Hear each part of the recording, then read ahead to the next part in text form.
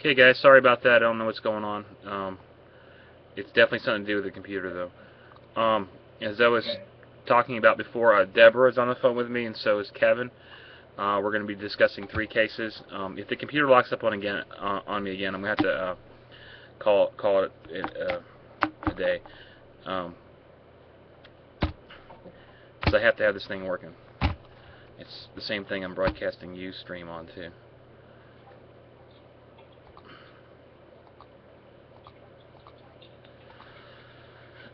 Okay, it looks like it's recording. Video's working. Okay. What I mentioned earlier is Stephen Tamburo case. His gentleman went missing here about 3 months ago. I went out today for the 3rd time. Really didn't find anything significant other than that fox, which I buried. I've got more pictures and stuff I've been putting up on the web, so that you know, a lot of people are psychic and stuff. Sometimes they can look at a picture and go from there, and a lot of times that helps them. So there's about 60 or 70 pictures up right now, and I got another 20 more to add. So if you guys see anything there, please let me know about it, and I'll be happy to post whatever I have up there. So the first case, I want to get this done pretty fast in case I lose you again. The first case is case number 120, Bernadette Caruso. The case was opened September 30th, 2006. She's still missing, and Deborah has the stats on that case. Yes, I do. Bernadette has been missing since September 27th, 1986. Baltimore, Maryland, birth July 1953. She was 23 years old when she went missing, and her height was 5 feet 4 inches tall, 190 pounds,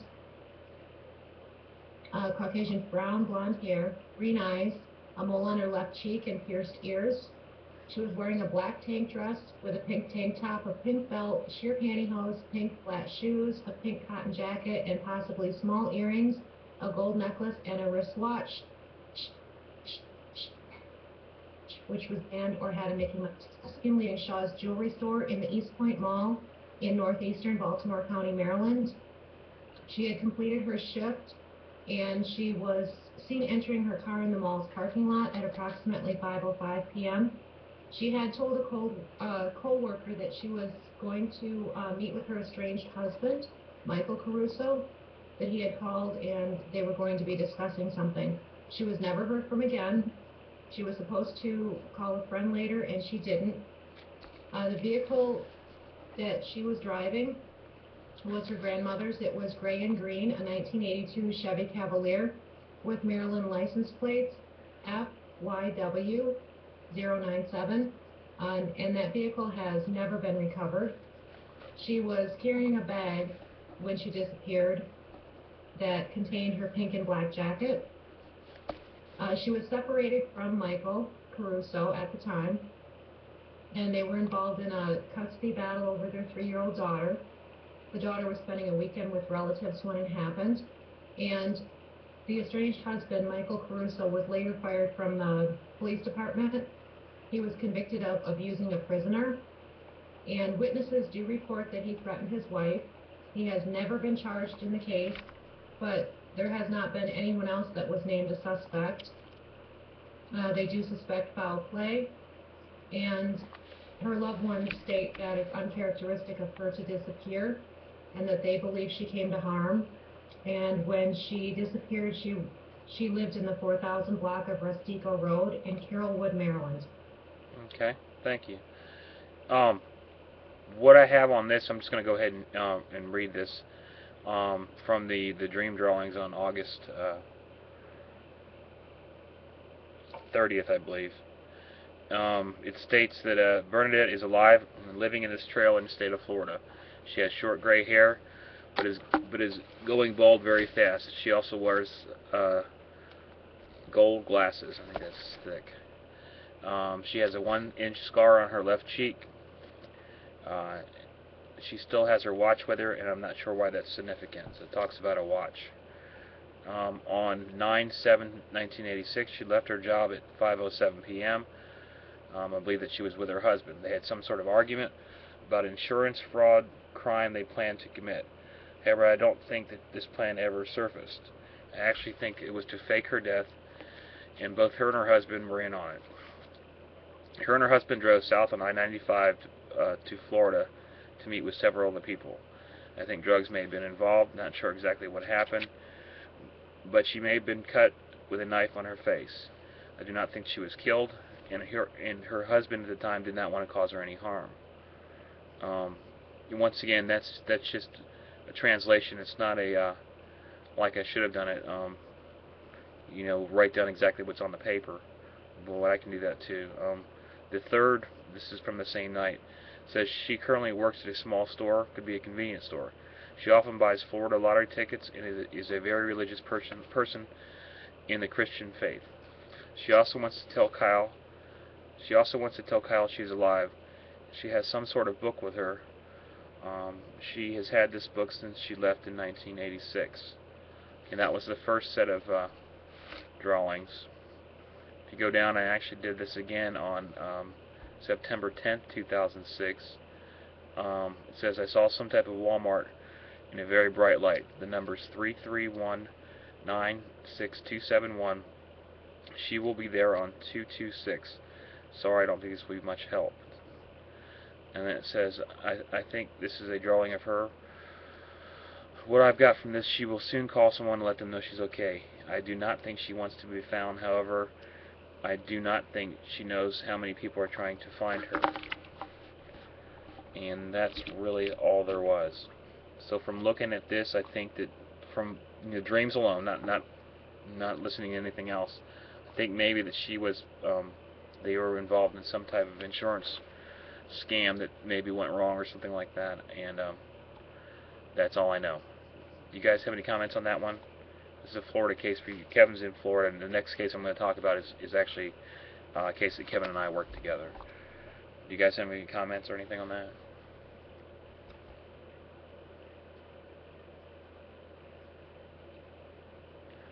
Okay, you guys still there? Okay, I can't hear you guys. I don't know what's going on again. I'm here, Brian. Okay. I have my mic off, sorry. Okay, so do you have any comments on this, Kevin? Yes, was that in Central Florida, you said? Deborah?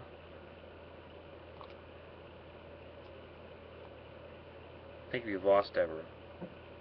She's missing from Maryland. You stated that she went to Florida. Yeah, I-95 South. The areas that you indicated, some of your readers did track and call some trailer parks and some different places down there in the Daytona Beach area. Mm-hmm. I noticed that on the Yeah, I'm reading that stuff right now. Yeah, said I called it Daytona Beach 386227. I guess that number was maybe connected to a trailer park. I don't think anything came of that, as far as I know. That was back in 2006 September. What does? Go ahead, Kevin. I'm sorry to interrupt. I was just going to ask real quick. You mean like a MP park in Florida? Yeah. Yeah. Well, that's what it says. Yeah, that's what it says on the Dream Drawings, Florida. I guess she did go missing in Maryland, right, Deborah? Yes. Missing from Maryland.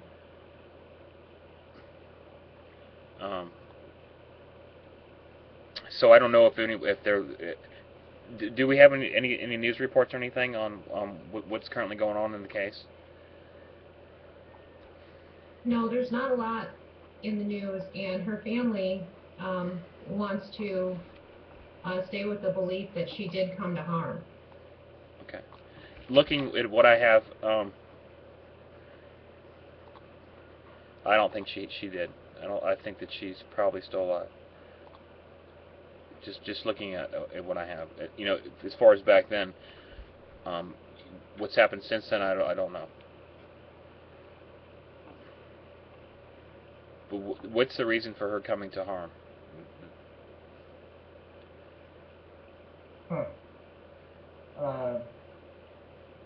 I'm trying to Google her name right now. Circumstances of her disappearing and the fact that the estranged husband had threatened her and that it was uncharacteristic for her to go, and they were also involved in a custody battle. They don't feel that she would have left her child.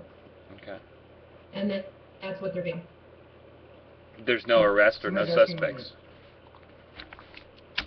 No, they've never considered anyone but the husband to be a suspect, Okay. but he has never been arrested for it either. Alright, I'm googling. I'm looking this up too, just to see. Somebody in the chat room's asking about a number that said started with 331. Was that in the dream there? Yeah, hold on, let me go look. Yeah, guys, if you click on the top right-hand side of the chat window, that case will be the second picture. You guys can see exactly what we're looking at. But the number, scrolling down here, 331-96271, and that is not a complete phone number. If that's what it is. 33196. Yes, 331-96271. It'll be the second set of drawings down in red. They're written in red. Yeah, thanks, Kevin. I forgot about this. There's people in the chat rooms too. Still. Yeah, if you see anything else, any other questions, we'll be happy to try and answer them. But we don't know too much about this other than what's been reported, and I don't even know that right now.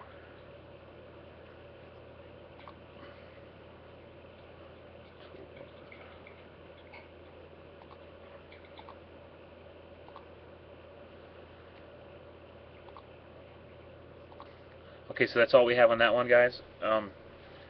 Let's move on, I guess, to case number 122. I think 121 was located. I'm not sure, I don't have the pages open. This one is Trenton Duckett. I do know he went missing from Florida. I know I opened the case on August 31st, 2006, and Deborah has the statistics on this case.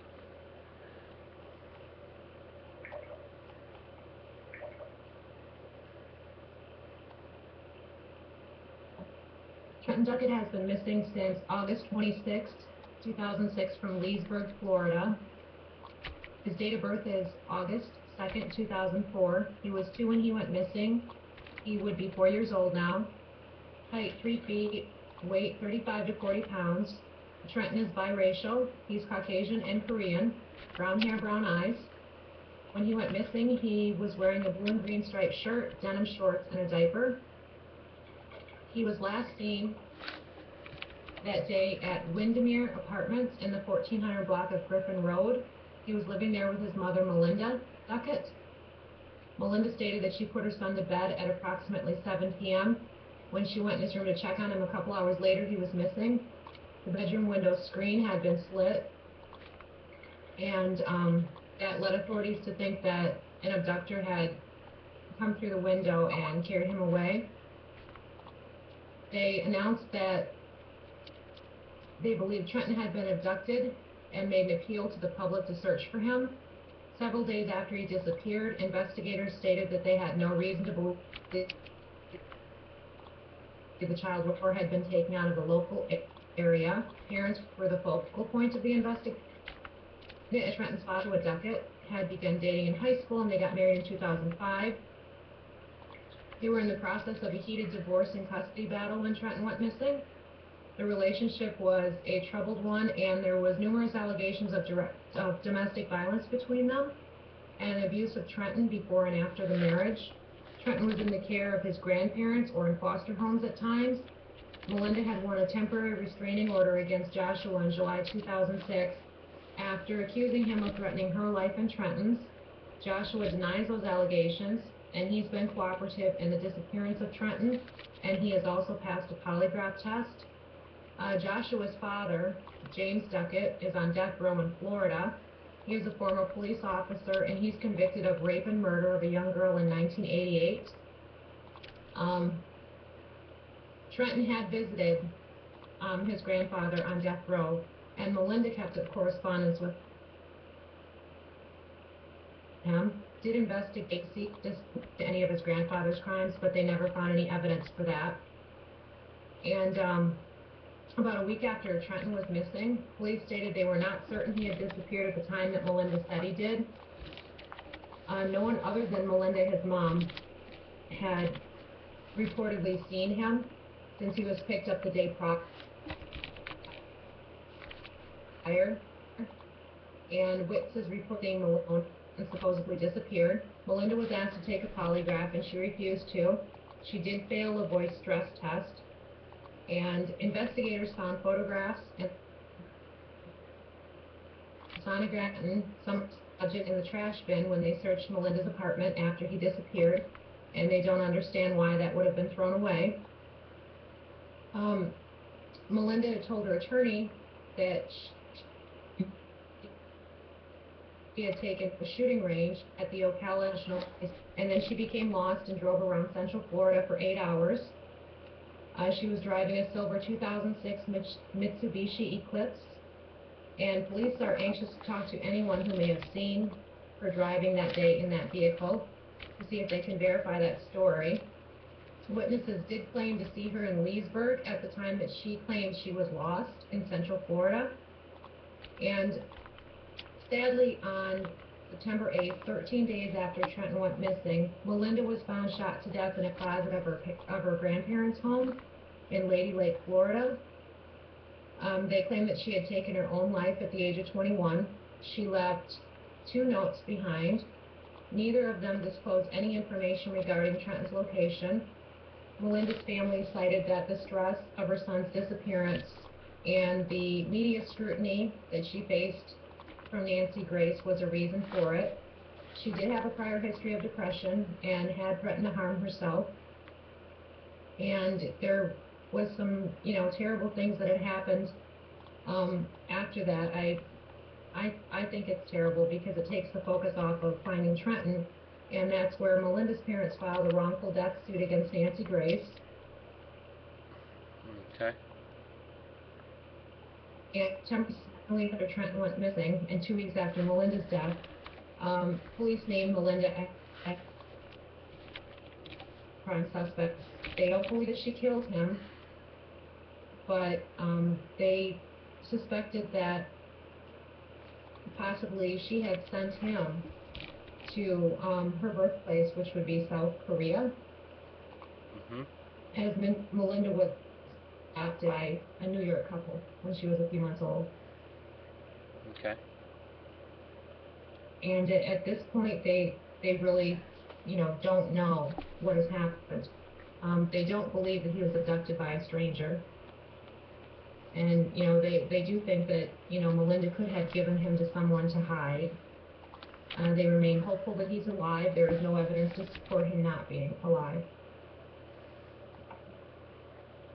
Okay, thank you. All right, this case, there's a lot of information on this case. I'm just looking at some of the things. Pages 2 and pages 3 are mostly copies of Melinda's MySpace. Okay, with this case, I do believe that Trenton is alive, and he is safe and happy in South Korea. As far as the location in South Korea, I am not sure, but I think I do remember something back then would be Uijeonbu, which I'm familiar with that area. It's northern part of South Korea. It's maybe 2 hours from Seoul. I haven't been back to Korea or anything, but I do think he's there. And I'll tell you why I say that. Before I say that, I also think that Joshua, correct? Trenton's father? Yes. Yes, Okay. his name is Josh. There is some connection, and I don't know exactly how or why, with this case to the Kaylee Anthony case. I do know, and I know everyone says that's because that Joshua went and talked to Casey. This goes before that, and that's why I've been so concerned about what their connection may have had if Casey Anthony had some type of connection with Joshua before Kaylee went missing, and still haven't confirmed anything or not yet. but I do think there was some type of connection. But everybody knows that Kaylee was found deceased. It has nothing to do with Trenton being deceased. It has something to do with trafficking and prostitution and a couple of other things that I do believe that that Casey and Joshua may have known about or had some type of connection before Kaylee went missing. Now, if I go back to, real quick, I'm going to get back on this page. The first dream drawings that were done 8/31/06. This is the man who took Trenton. He is a white male in his 30s. He's very rough looking. Might ride a motorcycle, number 12, letter T. There's a lot of dream drawings in this case, but this man has a history of domestic violence and his DNA sample is on file. Maybe a heavy user of prescription drugs. If you guys want to click on this on the page, it's up there. There's a lot of stuff. I don't think we have time to go over all this stuff, but it says taken to Long Island. It could possibly be that this man. It's some details on the person that may have took him, and I don't believe this is an abduction. I mean, I guess you could call it abduction, but I believe that Trenton was taken out of the country. And looking to Long Island, I think we did some research about that. There are flights leaving from there to the Republic of South Korea. And we had done some more stuff that confirmed exactly that. And I'm just looking down the case files because I have not really looked at this case for a while. Now, I know a reader had requested, or a chatter had requested that I do something additional on this. And I think that we could, and we probably will, but the last time I did this, it's saying the same thing, that Trenton is alive and safe in South Korea. And if that's true, really it's not a priority, guys. It's not. And here's the second RV. That's a domestic issue as far as I'm concerned. And if I do know if the child's in South Korea, it's probably happy as far as what I see. But there is no death. There is nothing like that that I could, I believe, relate to Trenton being deceased. I don't think there's been any news reports out or anything that would lead to thinking that Trenton was deceased, right? Deborah? Kevin, I know, okay. No, Okay. at this point, there's no evidence to support that at this point. Okay. Let me just read this. This says water 10/23/58. Police, that's a birthday. Police know the murder of a murder call. Warn her. Not sure about this 55-gallon drum has something to do with the case. 22 Melinda knows. Look, New York. See, and this goes on to New York, and I don't think it has anything to do with Trenton Duckett being deceased. I do think it has to do with some type of trafficking, though. I'm just reading here. Kevin, I know we met during this case, and I know you have a lot of information on this case, and you've actually been out searching, haven't you? Yes. You want to talk about that at all, or? Well, I did a lot of dowsing. I think you posted some of that on your website. I haven't seen it yet, but I think I did. I'm just going down the case files. Can you explain to everybody what dowsing is? Because not too many people know what you're talking about. Nor did I when I first met you. Basically, it's a way to talk to your unconscious mind. And my belief is that the unconscious mind knows all, which means that your unconscious mind knows what you're going to do tomorrow. It knows when you're going to die, whatever. It knows everything.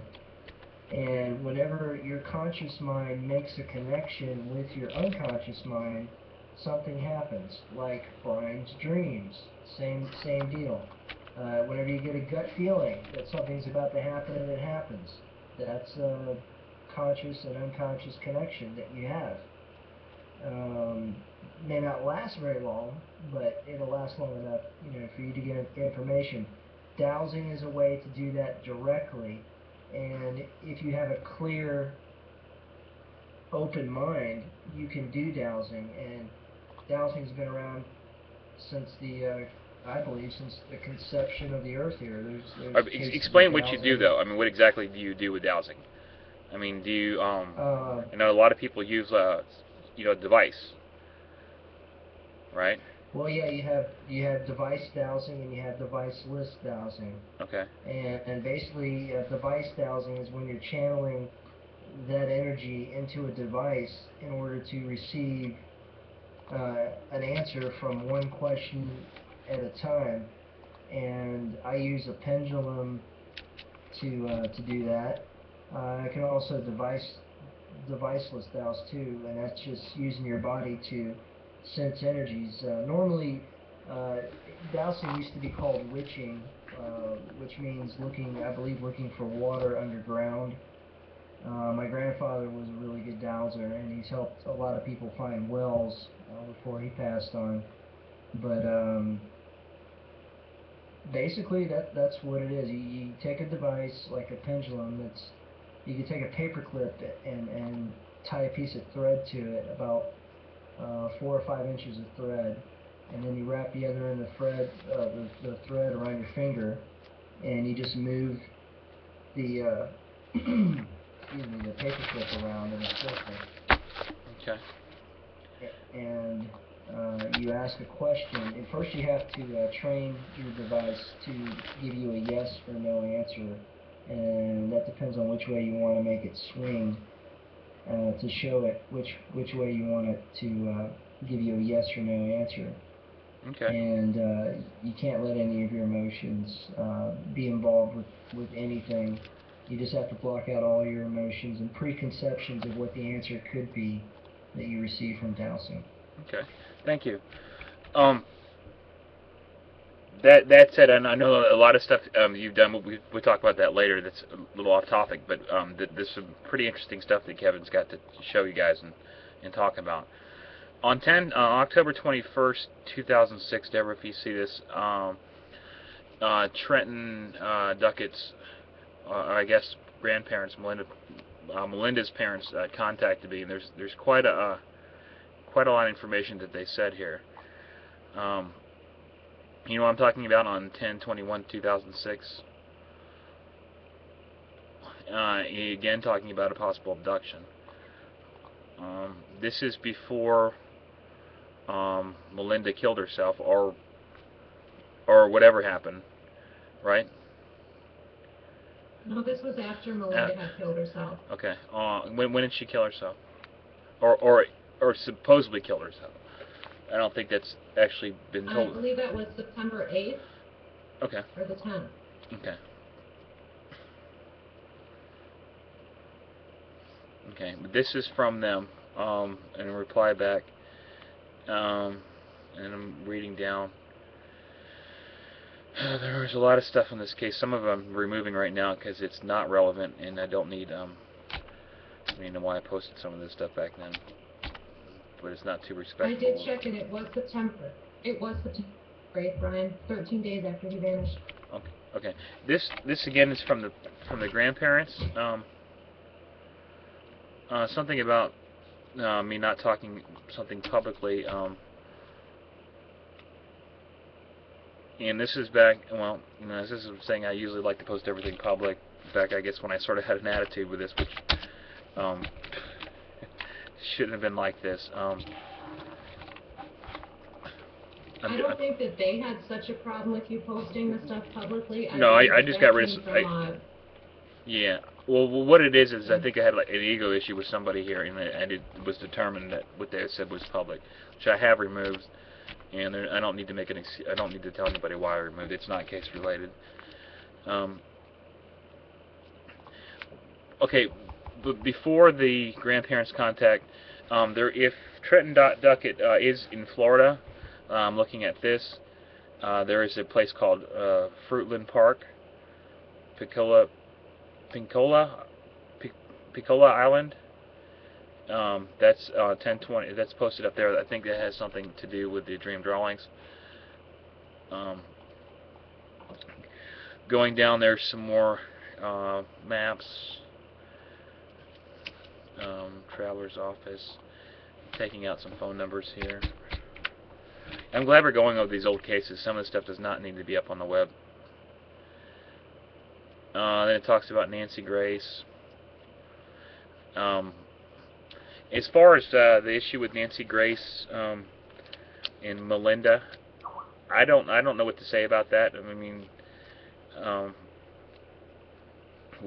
if she did commit suicide, was that the reason for it? I don't know. I think that if she was mentally unstable, I don't know, guys. I don't know if Nancy had anything really to do with it, or could you blame Nancy? But I think they did have a lawsuit, wrongful death lawsuit against Nancy, which was settled out of court, wasn't it?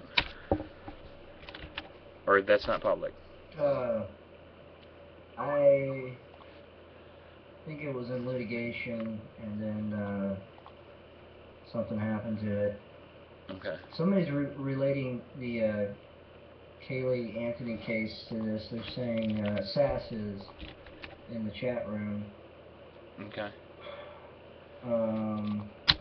I know I had some. I'm just looking at this. I do remember we had some issues with Team Trenton, and which I don't know why. I'm just reading. Well, what are they saying, Kevin? Wonder if the brother could be Kaylee's daddy. Oh, I don't know, guys, but I would imagine that law enforcement would all the attention in this case, in the Kaylee case especially, they would hopefully know. I mean, I don't know anything. I don't know. Well, I believe somebody in law enforcement was involved with the Trenton Duckett case. Okay. And not in a good way. Well, I didn't assume that you meant that. But guys, from all I know, I mean, I can do this again, but I do think that Trenton Duckett is alive, safe in South Korea. If somebody wanted to find him, our government has the capabilities of doing that. We're really close friends with South Korea and have, ways that they could find that out. I guarantee it. And hopefully, I hope.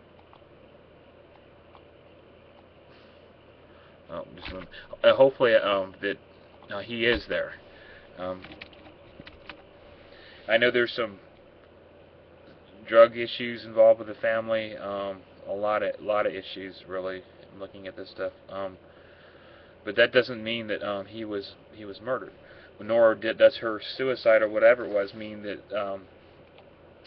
she had done something to her child. Actually, it could mean that if she did know her child was taken away for life. There are some customs in Korea that are a little bit different than ours.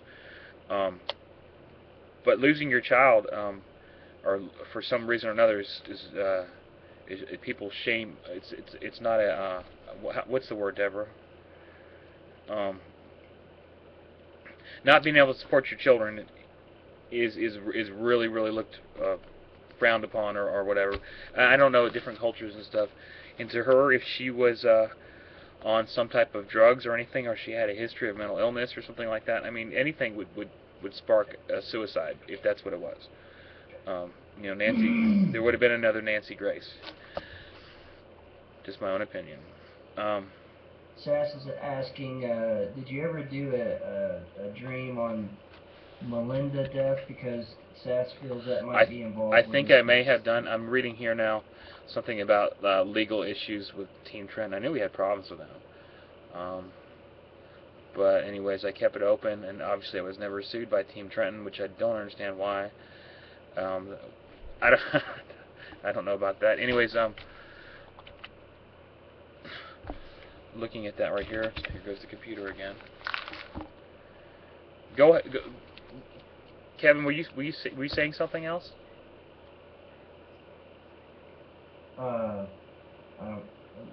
Just commenting on what Sass had said.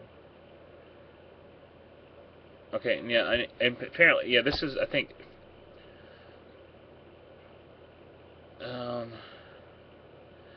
this is something from, I know I got some stuff from Joshua, that didn't make much sense to me. It didn't make any sense of, like, trying to find him. Eerily similar to the Anthony case. Eerily similar Oh, to the Anthony okay. case. Yeah, yeah. When somebody goes missing, you're concerned about that person. That's it. You can tell when things are weird or Just odd. out of curiosity, Brian, out of all the missing children cases that you've done since you began your website, have, I mean, from then and now, have you ever put a connection to the child uh, slavery connection thing or trafficking? Oh yeah, I mean, 'cause definitely. Yes, mainly a lot more in the international cases. I believe that Madeline McCann would have been trafficked if they would have got her out of Prairie du Lutz. But yeah, definitely. I probably have 15 or 20 cases that are open that are definitely, I believe, human trafficking. As far as adult cases, many of them too. I believe Jesse Foster case out of Las Vegas, Nevada, she was trafficked. I think it's a problem okay. that just doesn't get enough attention, and we just don't think it happens here in this country, but it does. More in this country, more with adults, but it's still trafficking. So definitely yes. Well, it's just such a secret underground deal that, and there's so many different levels of people involved. I believe, anywhere from to a regular citizen all the way up to the highest part of the government.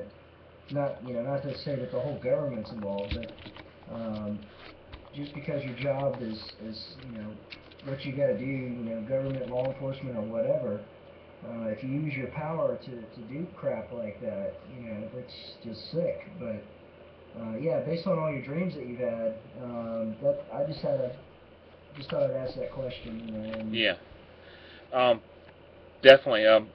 From January 8th, 2007, another remote viewing dream drilling on this.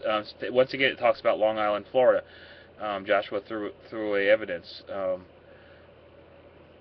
Long Island again. It's all coming back to the same place. And then and also again, it talks about, I believe, that Trenton's about is responsible for the death of Melinda. This talks about that Melinda did not kill herself, and then it says that Trenton is alive, the killer is among you. So that killer that we're talking about, I believe, that's maybe why that Joshua's not too fond of this website or me, might be that he might really know what happened to, or where Trenton's at, and what happened to Melinda. That's where that goes on, and then it goes on here. There's additional information up here, guys. If anybody wants to take a look, I did four requests so far that I've seen on this. And there's some document here I can't see it. I don't know if I want to see it right now.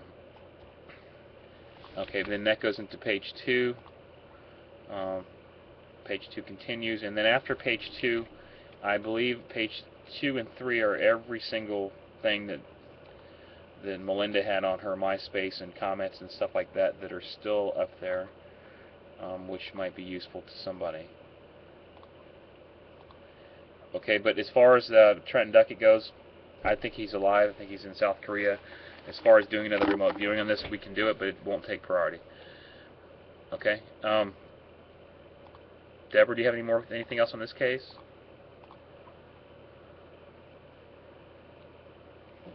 Not really. It just, what we had talked about earlier is that there is no evidence at this point to support that Trenton is deceased. Okay. And law enforcement does not believe he is either. In fact, they believe that he could be in South Korea also. Okay, great. So, but then the issue that we have is that Joshua might be a murderer, which he got away with, if that's true. The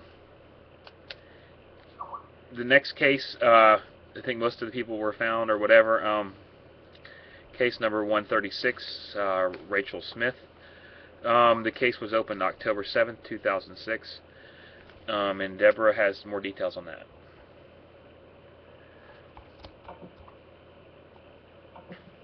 Yes, that's for Reachelle I'm sorry. Smith. Okay. Reachelle, not Railroad. Okay. And she's been missing since May 16th, 2006, from Minot, M-I-N-O-T, I'm not sure if that's how you pronounce it, North Dakota. Yep. Her date of birth is September 10th, 2002. She was 3 when she went missing. She would be 5 years old now. Her height, 3 feet 4 inches tall, 40 pounds. Caucasian female, light brown hair, brown eyes. Her nickname is Peanut. Medical conditions, she suffers from asthma and may need medical condition for that. She was last seen by her aunt, who was also her legal guardian, and her name is Stephanie Smith, at 10:30 p.m. on May 16, 2006. Reachelle was asleep on the couch at the time. When Stephanie woke up the next morning, Reachelle was gone. Stephanie's roommate, Lee Cohen, stated that his mother had picked up Reachelle and would be keeping her for a few days.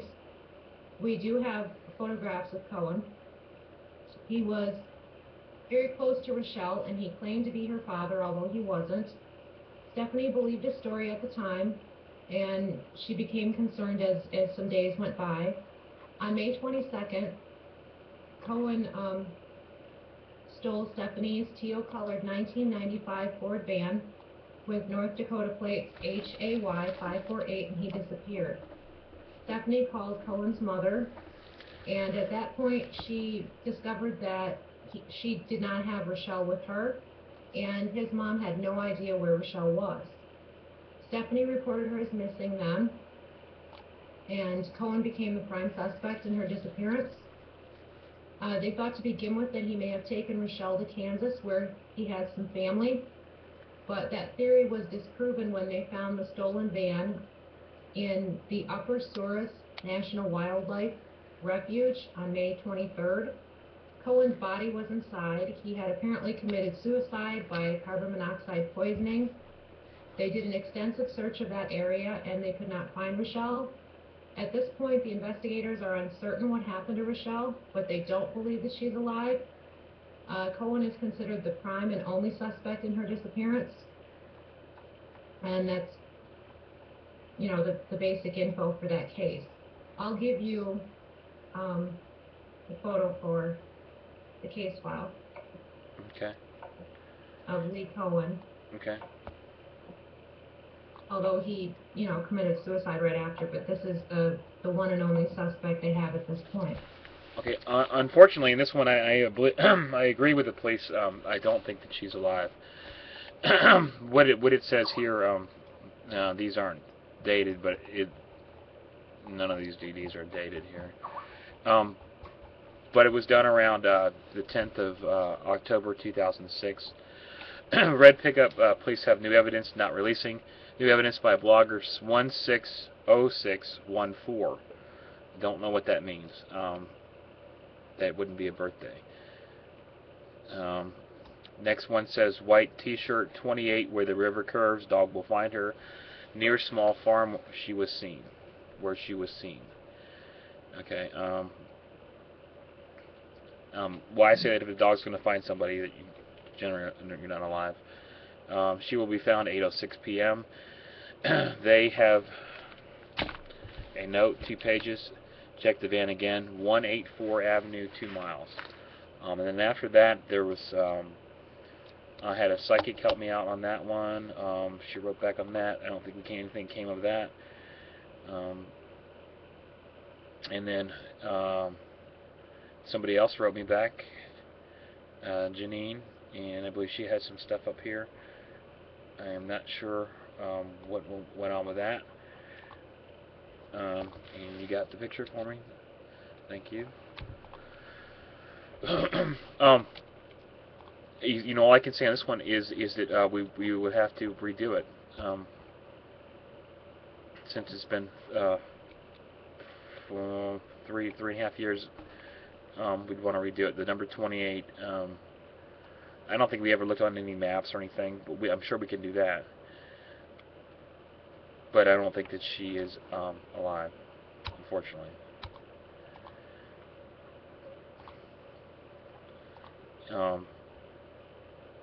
That's really all I know on that. Other than what we can do is we can look at the area where she went missing and compare that up to the dream drawings, and hopefully maybe get a map or something. Okay, and I will be posting. Would you just send me, Deborah? I got a bunch of. That's the photo of the one and only suspect. Unfortunately, That's not what I got. Suicide. Okay, I got something totally different. I swear my computer's infected with something. Okay. Um,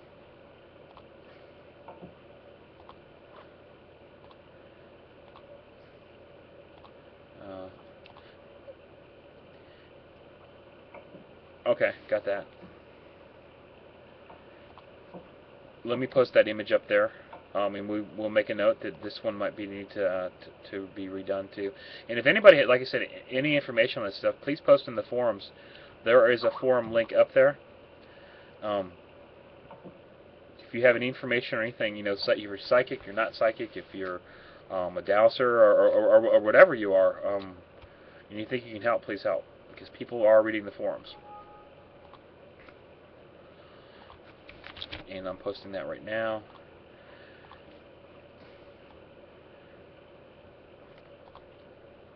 And another thing I've been doing is these video chats that we have here.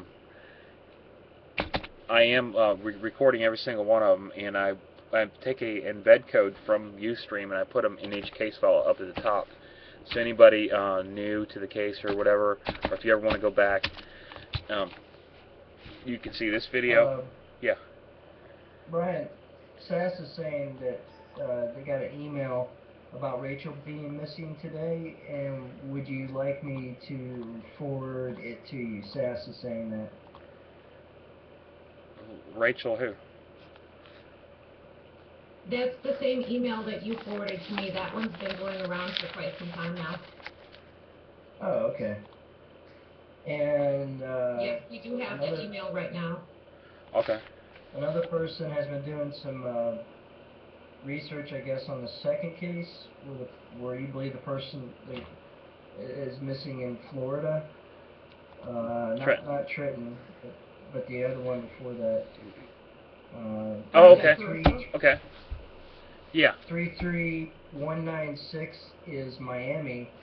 Okay. And 271 is the phone prefix for that area. Can that person post that in the forums for me, and I'll get in there and I'll look at that and we'll check that out, because that might be important. That same person is also the one that writes the music for the videos that I make. Oh, well, cool. I invited him to be in the forum here. Okay, well, thank you. That could be relevant information and something that might be able to help. Okay. One other thing, yeah, I just wanted to let everybody know I have not really been into it this week. We had a illness, and well, we all got sick and everything. I think I was saying that in the earlier thing. My dreams and stuff, I won't be posting them again tonight. I've got a bunch of them. I'm just going to throw them up there and get back on schedule. We are also been working on a new forums for the for dreams, for my dream drawings, and for anybody else that wants to share what they have to offer, be it dreams and anything like that. We have a forums coming out. Me and Deborah and Kevin were testing it. There's still some problems with it, but we are going to get it working. You guys know that the Find the Missing forums are still up and running just fine, but these are an additional forums. And then Kevin has a new forums, his own forums that are coming out, that are going to deal with the paranormal stuff. Anything paranormal related could go there. So we're doing that. We're doing this. Gail St. John and the Body Hunter team will be. I think they're leaving tomorrow. They will be in Indiana, I believe, searching. Tomorrow's 11th. They're going to be there on the 12th. Not exactly sure how long they're going to be there, but we wish them the best, and I guarantee that they'll get some results. It's not a very well-known case, but hopefully it will be. Did I miss anything, Deborah? No, I don't think you missed anything. Okay. Yeah, guys, and if you know, if there's rumors going around that Brian's missing or something, I'm right here. I may not have felt that good. I've been really busy doing a lot of stuff. You guys know that we're gonna have another baby or two here in about 7 months, and all that kind of stuff. And there's lots of stuff going on. Most of it's all good. One thing that's not good is I need to get a new computer, because this I can't keep up with this. I had to restart this thing 3 times now. This is the 3rd time just to do this. But I just want to thank you guys for coming and watching us ramble away. But hopefully we can make a difference. And thanks a lot, guys. Goodbye.